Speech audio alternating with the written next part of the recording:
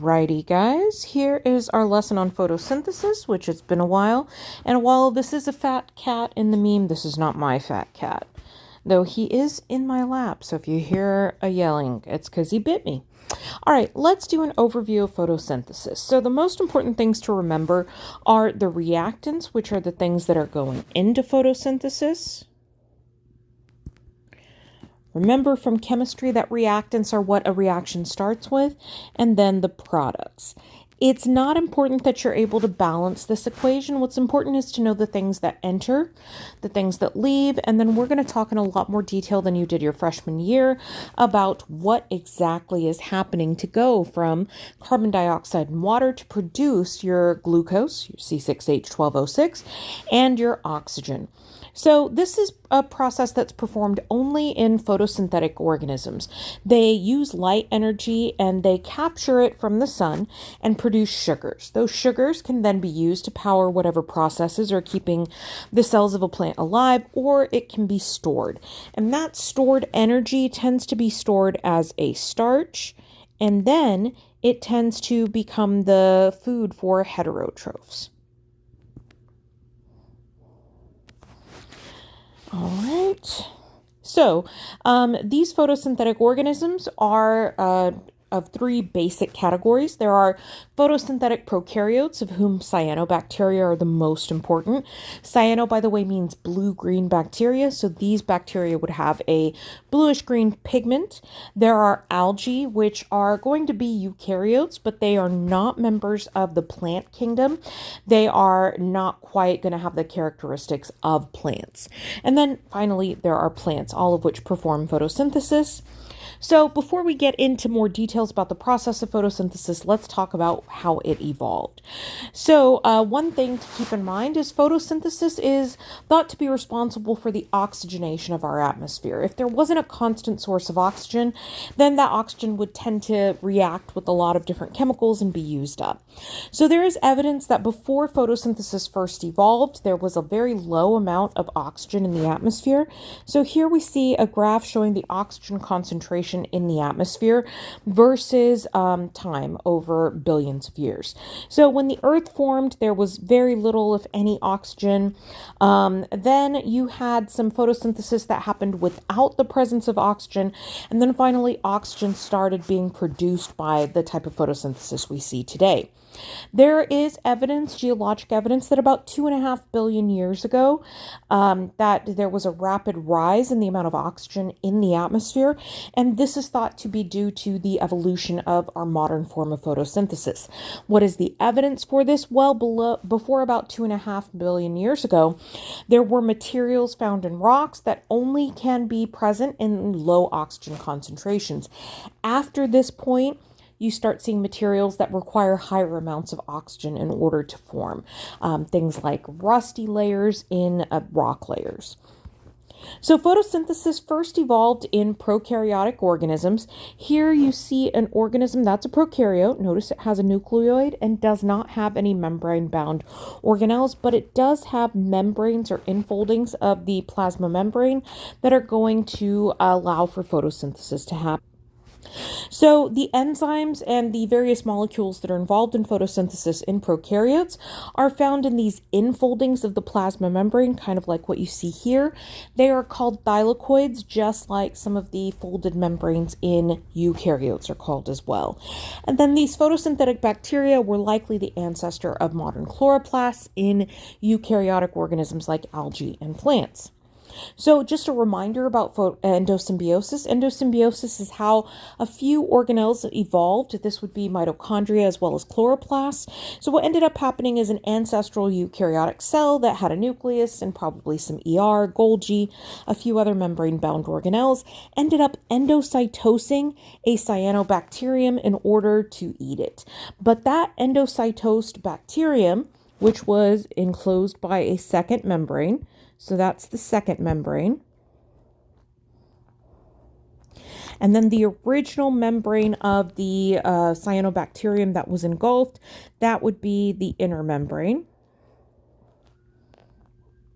It was endocytosed, but instead of digesting that cyanobacterium as a source of food.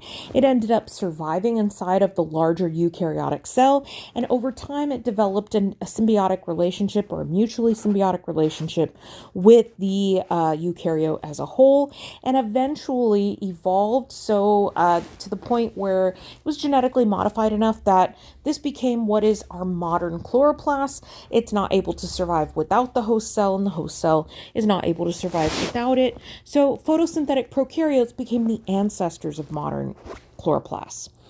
Let's talk about chloroplasts as they exist today. So they absorb light energy using a pigment called chlorophyll.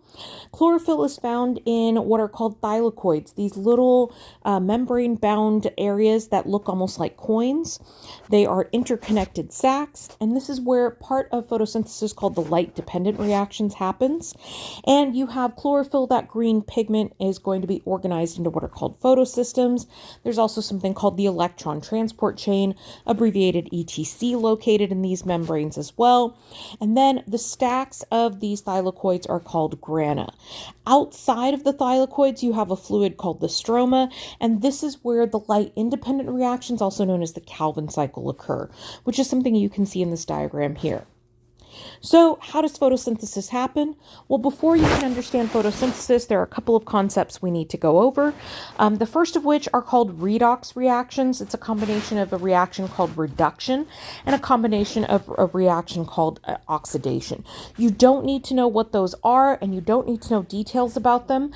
What you really need to know is the fact that electrons get transferred during this reaction, and as those electrons move from one molecule to another, they can carry small amounts of energy. So these redox reactions are going to transfer energy. You don't need to know any details about redox reactions. You don't need to know the difference between oxidation and reduction.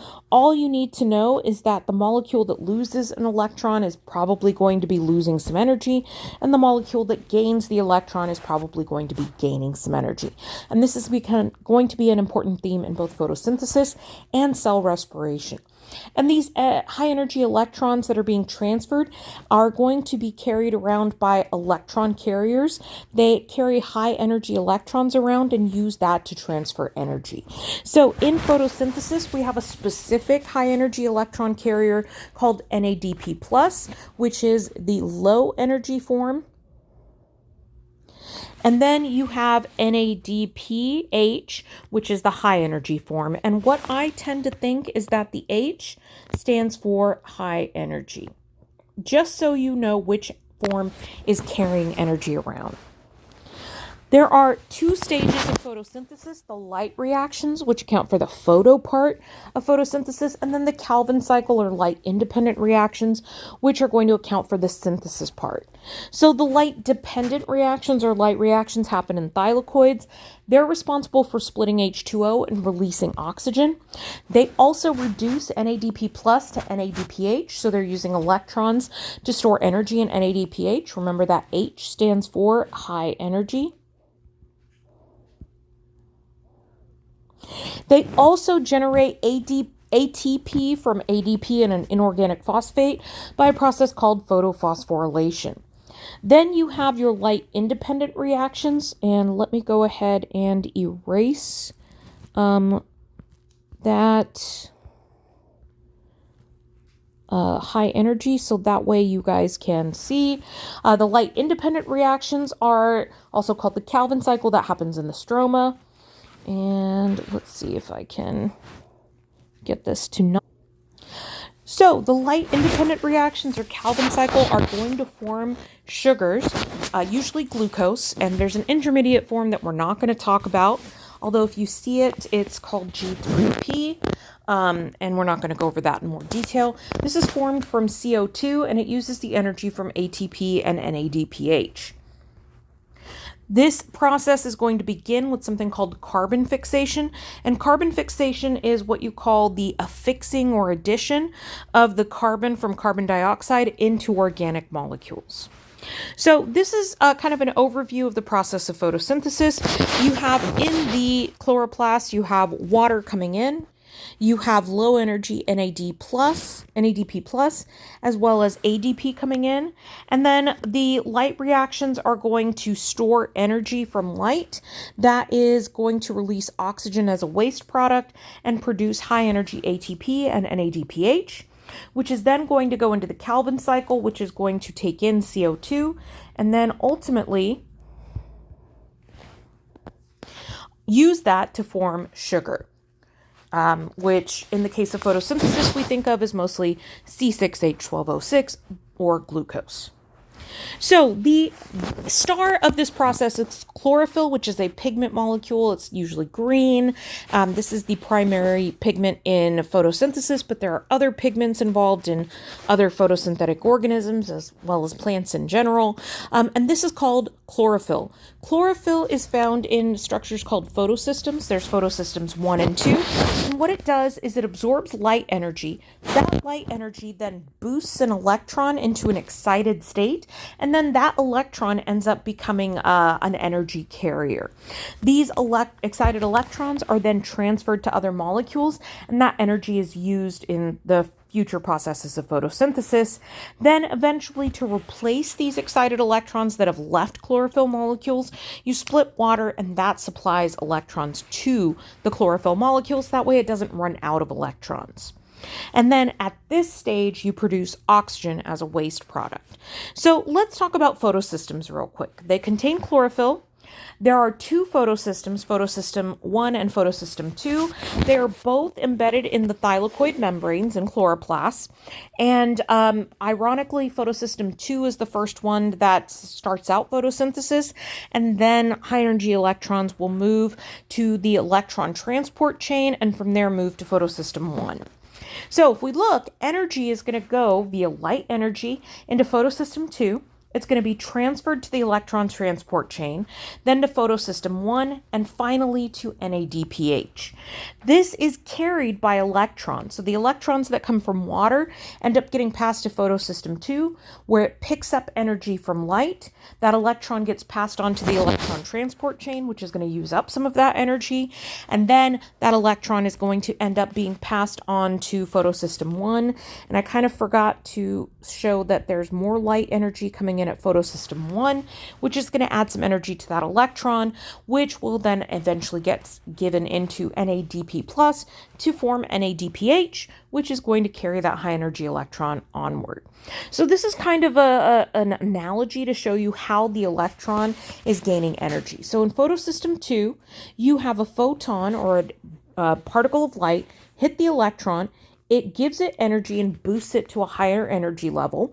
This, where it says it's a mill, is actually the electron transport chain, which is going to take the energy of that high energy electron and ultimately produce ATP. Then the electron is going to reach photosystem 1, where it's hit by another photon or packet of light energy that's going to boost its energy up to a higher level, and then that high energy electron is going to be stored in NADPH. So let's talk about the electron transport chain. So you've got an electron picking up energy, light energy, in photosystem 2. That that high energy electron, is going to be passed to the electron transport chain, which is going to perform a bunch of oxidation reduction reactions, those redox reactions I talked about. You don't need to know details about that, but what it ends up doing is it uses the energy from the electron that got energy from light to pump a bunch of protons or hydrogen ions across the membrane. So this is the interior of the thylakoid, and this is the stroma right here.